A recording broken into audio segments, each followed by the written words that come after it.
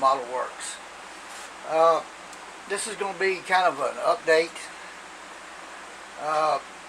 on the 65 Impala, Chevy Impala Foose Edition that I'm doing as a tribute build to my wife. Not a lot going on with it right now. I had cleared it with the tester's enamel gloss coat, and it kind of orange peeled just a little bit on me in a couple of spots that I wasn't happy with, and I tried to polish it out, and that didn't get it. So I wet sanded it with the grits from I think it was 3,200. Sorry to say 3,000. I think it was 32 up to the 12, and that pretty well got it. But I shot another coat of clear over the top of that after I got through, and so another 3 days left on that to do. And I've just been busy as all get out at work, and we've had some cable issues for about a straight week now of losing the internet.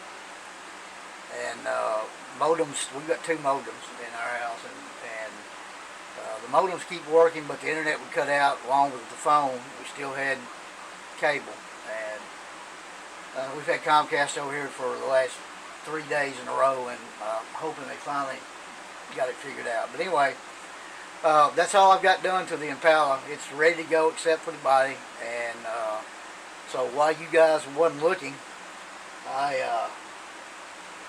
I started another project, which would be, let's go with dust on it. Would be this project here. The kit here that you see before you is the AMT Model King Georgia Shaker, driven by Hubert Platt. Now, some of you who are not vintage drag race fans, or were not around back in the 60s and 70s, like I was, you may not know who Hubert Platt is, and you may not know much about the Georgia Shaker, but just a little brief history on both, actually. Hubert Platt was one of the iconic, I guess, forefathers of what is now the modern day funny car. He's from Cummings, Georgia. To my knowledge, he's still living. At least he was, I think, back in 09 or 2010. He was in his 80s, but he was a match race specialist, if you will. And match racing was simply where you got together with other racers, and you may not be racing anybody in your quote-unquote class. I don't think I've ever seen, other than maybe a couple of shots, of Hubert Platt actually ever being in a class of drag car. He was big with the AFX, which is factory experimental, and in the 70s he raced some pro stock also, and I think some super stock along the way too. But this particular car, he had already raced the Ford Thunderbolt back in, actually started in the early 60s with a Chevrolet, and he moved on to a Ford Thunderbolt, I think in 1964, late 63, early 64. And I saw this particular car at Beach Bend in Bowling Green, and I just thought it was the coolest looking car.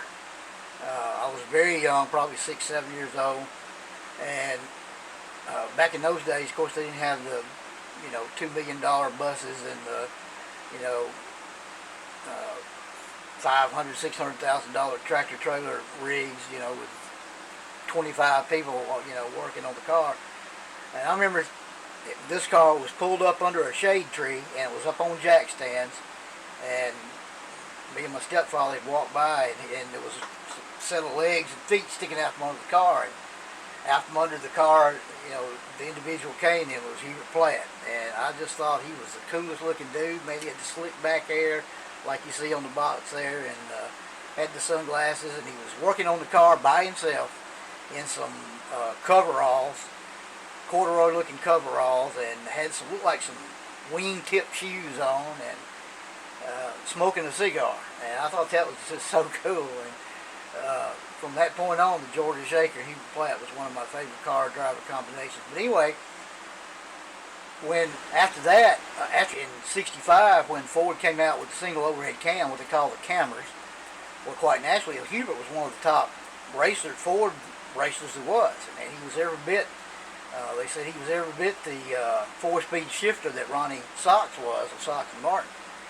So quite naturally, he requested one of the single overhead cam engines that Ford had come out with. Well, he was denied one of those engines. Well, that long story short, I've read a lot of commentaries from Hubert and actually saw an interview with him where he said that just pissed the hell out of him.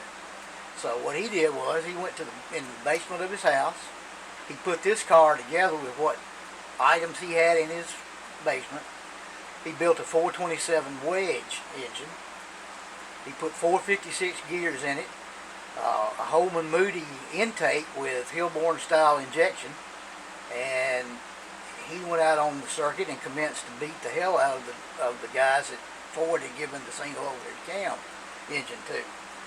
So quite naturally, he drew a lot of attention at all the Ford drivers that Ford had racing on their factory team that Hubert was beating, and in another year he was driving for Ford. So he and Randy Payne toured together as part of the Ford. I'm going to be building this one while I'm finishing up the 65, which is very plain, and this is actually pretty well the way it was in real life. Hubert's car was, by his own admission, very sparse. It had a seat, a dash, and a roll cage. And the roll cage, according to him, was made out of aluminum exhaust. This is pretty well true to the way the one-to-one car was. The dash is not correct. It just looks like a sheet metal dash with 3 gauges cut out. His actually had the factory Falcon dash that came with it. Very simple frame and chassis. I've already attached the 427 front axle, and did not come with a fan assembly. It had the belts, but not the fan. Have the magneto installed with the plug wires. And I don't know if you can see it up, and I'm not going to try to get it real close because my camera doesn't do real well for some reason, focusing and up close and then backing out. But what I did, I installed, it made me a fuel block, and I ran the 8 rubber fuel lines with the brass fittings, just to give it some more detail. And I want the fuel pump mounts right here, so I'm going to install that, and then it has a moon tank on it, so I'm going to install that and run fuel lines from the tank to the fuel pump, and then from the fuel pump to the fuel block, just to give it some detail, because it doesn't have any to speak of. But it's a pretty nice looking engine. It's I painted the block in the heads Ford engine blue. The engine front is Tester's metallizer stainless steel. The transmission is, I believe that's Anita's gloss enamel, silver metallic enamel that I have put black wash on to knock some of the shine down on it, and just to highlight some of the bolts in the transmission. Weather it up, dirty it up just a little bit, make it look a little more realistic. The valve covers have been shot with dull coat, and that's about it. The actual intake and the injector tube bases are antique nickel craft acrylic. His were dark gray, so I just used that color to kind of duplicate that. What I have coming from I have some Speed City resin parts coming. I have the injector tube coming from them, are 15" in scale, and I also got some period correct wheels with it.